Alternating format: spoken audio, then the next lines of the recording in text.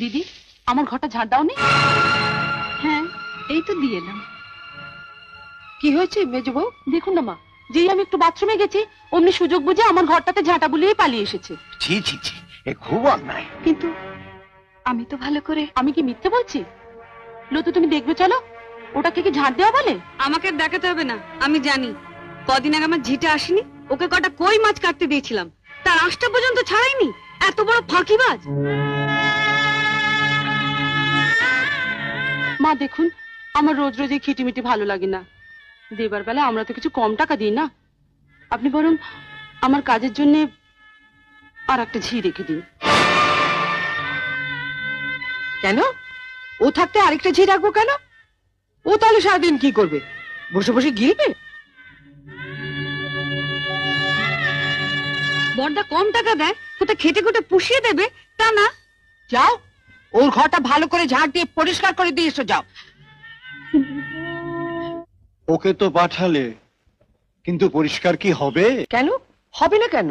ঝাড় দিলে তো ঘরের ময়লা সাফ হবে, কিন্তু তোমার মেজে বউয়ের মনে যে ময়লা জমেছে, শতবার ঝাড় দিলে তো সে ময়লা সাফ হবে না, যদি না ওকে ঝেঁটিয়ে বার করে দেওয়া হয়। আজ আসুক আপনার মেজো ছেলে, আসুক।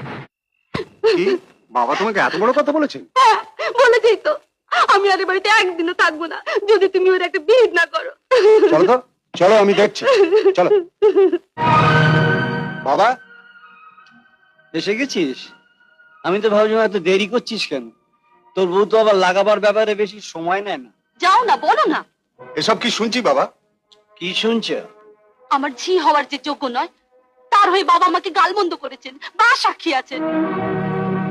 আমার ভুল হয়ে গেছে। তাহলে সবার সামনে আপনি স্বীকার করছেন আপনার ভুল হয়েছে? হ্যাঁ, আমি তো অন্ধ, চোখে দেখতে পাই না। আমি বুঝতে পারিনি তোমার গালটা কোথায় ছিল। আমার তখন উচিত ছিল তোমার গালে একটা ঠাস করে চড় মারা। আমি তা মারতে পারিনি। ভুল তো আমার হয়েছেই। শুনলে মা, শুনলে? তুমি কি গো, ওর সামনেই তুমি ওর বউকে গালমন্দ করছো? নিজে চাকরি বাকরি করো না, ও টাকা দিচ্ছে বলেই তো সংসার চলছে। চাকরি করি না, ভাবছি ব্যবসা করব। ব্যবসা? তুমি চোখে দেখতে পাও না, তুমি আবার কিসের ব্যবসা করবে? ভেড়া বেচবো। ভেড়া? ভেড়া বেচবে? আমাদের বাড়ির পাশে একটা মাংসের দোকান আছে, শুনেছি ওরা ভেড়া কেনা বেচা করে। কাল ওদের মালিককে ডেকে নিয়ে তোমার মেজর ছেলেকে দেখাবো। আমার মনে হয় ওদের 4 পেয়ে ভেড়া আছে, তোমার 2 পেয়ে ভেড়ার দাম ওরা বেশি দেবে। তুমি আমাকে ভেড়া বললে? ও, তুমি বুঝি দেখেছো ও দোকানে পাঁঠাও বিক্রি হয়? তা বাবা, তোমাকে পাঁঠা বললে তুমি কি বেশি খুশি হতে? মা, তুমি শুনলে? সবই হতচ্চারির জন্য।